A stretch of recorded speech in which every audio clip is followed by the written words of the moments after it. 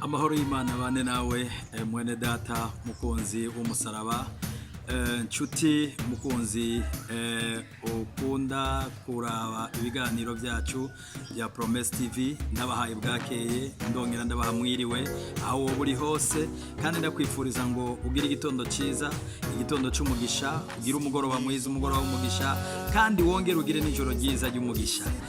Ndaguhaye ikaze ubugira kandi hano muri studio za Promesse TV mu kiganiro isezerano ryawe. Turacari kumwe na Pastor Barazingiza Michel, umwungere w'ishengero ry'isezerano ryera mu Burundi mbere no ku isi yose. Ndaguhaye bwakeye, ndaguhaye mwiriwe, ndakwifurije kumererwa neza, kandi ndakwifurije kugirirwa neza n'uhoraho Imana yacu yo mwijuru. N'umunsi mwiza rero, kandi Imana yongeye kutwongera, niho tugiye gusangira ijambo ryiza, ijambo dusanga mu gitabo cyo gusubira mu byagezwe, mu gitabo cyo gusubira mu byagezwe igice cya 6 ku murongo waho wa 12, niho tugiye gusoma kugira ngo twumve icyo Imana ivugana natwe kuri uyu munsi mwiza, kandi Imana yongeye kutwongera. Kaze rero, nimba ufite Bibiliya yawe, uzingurure Bibiliya yawe ngaha ku igabane cya 6 umurongo wa 12, kugira ngo dusangire ijambo ry'Imana ryiza cyane. Ndaguhaye ikaze kugira ngo dushobore kumva iri jambo twese turi kumwe. Imana yo mwijuru ibandanye guha umugisha.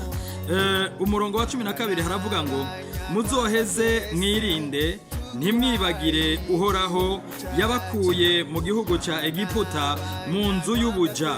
Muzokubahe uhoraho Imana yanyu, mube ari we musaba, izina ryiwe ribe ari ryo murahira. Amen.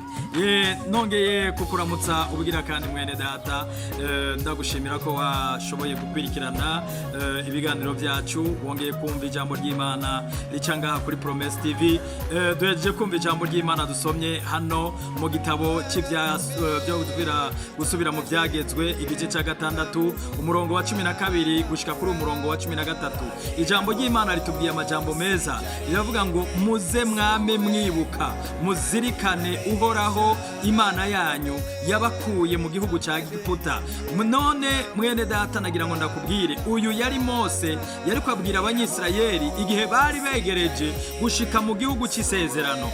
Mose arahamagara abanyisirayeli, arabakoranya bose. Amaze kubakoranya, ababwira amajambo akomeye, ababwira amajambo yo kwibuka. Nagira ngo ndakubwire ngo umuntu mu buzima bwiwe atibuka, uwo muntu aba atari umuntu muzima. Umuntu mu buzima bwiwe ataco yibuka, uwo muntu aba atari umuntu muzima. Nagoma ndakubwire ngo mu buzima bwawe, ikico kwerekana yuko wuzuye, ikizokwerekana ko umuntu we, nuko uzokwama wibuka ibintu byakubayeko, maze ukibuka aho waciye, ukibuka ibyo wabayemo, kuko hari ubuzima wabayemo butari uburimo kuri uyu munsi. Bwana sifiwe sana. Ushobora kuba wigeze kuba uri mu buzima bwiza, ariko uyu munsi ukaba uri mu buzima bubi. Birakwiye ko wibuka mbega kubera iki winjiye muri ubwo buzima bubi. Ushobora kandi kuba wabaye mu buzima bubi, ariko uyu munsi ukaba uri mu buzima bwiza. Wenda ufise ibintu bidaharurika, ariko kare wari ufise ipantaro imwe, kare wari ufise ikirato kimwe, mbere hari n'igihe atani ikirato wari ufise. Hari igihe wambara impuzu zicafuye, ariko uyu munsi iyo wambaye umunsi umwe urara uyikuye. Mwene data, nagira ngo ndakwibutse, wibuke hariya hantu wari uri. Haleluya. Wibuke kiriya kibanza wari urimo, maze numara kucibuka uhave ubwira Imana uti, Imana ndagushima kuko ufise aho wankuye. Bwana sifiwe sana. Nawe uyu munsi uri mu buzima butari bwiza, uri mu buzima budahimbara Imana, uri mu buzima butameze neza, ariko kare wari mu buzima bwiza, kare wari mu buzima bwahimbara Imana. Nagira ngo ndakubwire kuri uyu munsi, Bwana sifiwe sana, uyu munsi ubyibuke, umenye ngo jewe nari meze gutya, ubu ndakeneye kugaruka ngo nsubire mu bihe byiza namyemo. Ndakeneye kugaruka ngo nsubire mu buzima bwiza n'amahoro kuri wewe. Ariko Imana ishaka ngo kugira ngo ube umuntu yuzuye, nuko wibuka ibyo yagukoreye. Bwana sifiwe sana.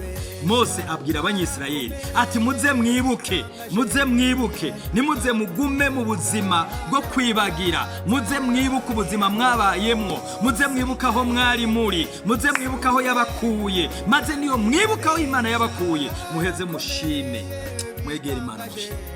Bwana sifiwe sana. Ndakwifuriza mwene data kwibuka ibihe wabayemo, kwibuka ibyo wabayemo, maze nubyibuka ushima Imana, maze nusanga uri mu bihe bibi ugaruke ku Mana kugira ngo usubire muri bya bihe byiza. Ugasanga naho uri mu bihe byiza kurusha uko wari uri kare, ugaruke ubwira Imana uti ndagushima Mana kuko wangiriye neza.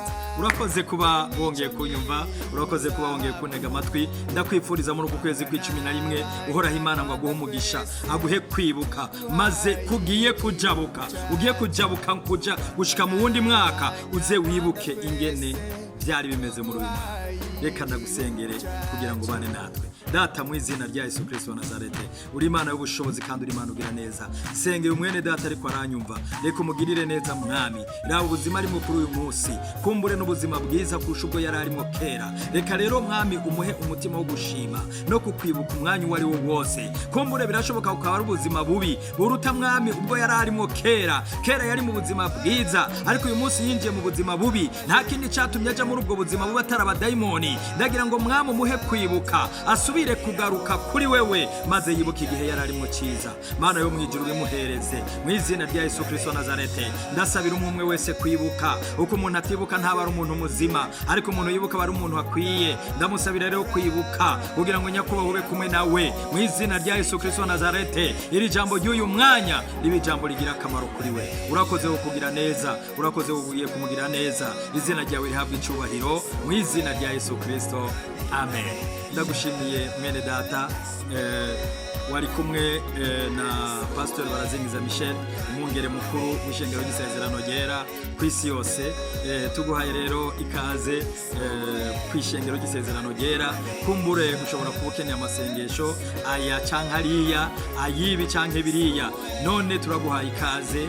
Dukorera mu Kamenge, quartier Mirango ya mbere, ibarabara ry'umunani, ku nimero 15, uvuye kuri ku kabari bita Royale, uduga haruguru ni ku kazero ka gatatu, ku kazero ka gatatu mu kuboko kw'iburyo. Urahawe ikaze. Ushobora kandi no gutelefona ku nimero ugiye kubona ngaho kuri telefone yawe canke kuri ordinateur yawe canke kuri televiziyo yawe. Turaguhaye ikaze, maze uhoraho Imana aguhezagire, yongere aguha umugisha. Imana ibane nawe.